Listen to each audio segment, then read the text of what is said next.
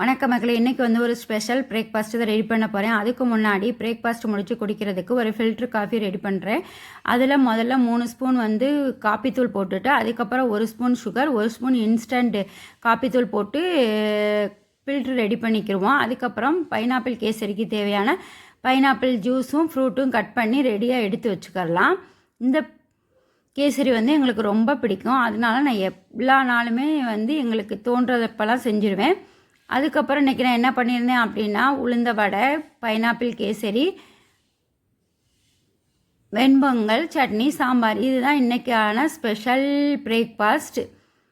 எதுக்கு இந்த special breakfast அப்படின்னா, இன்றைக்கி என்னோடய ஹஸ்பண்டோட பர்த்டே, அதனால தான் இன்றைக்கி இந்த ஸ்பெஷல் பிரேக்ஃபாஸ்ட். இப்போ வந்து நம்ம அந்த ஃபில்ட்ரில் வந்து ஒரு 1/4 கப் போல் வந்து ஃபில்ட்ரு எடுத்துக்கிட்டு, அதுக்கப்புறம் ஒரு 3/4 டம்ளர் பால் எடுத்துக்கிட்டு, தேவையான அளவு சுகர் போட்டு ஆற்றினோம்னா ஃபில்ட்ரு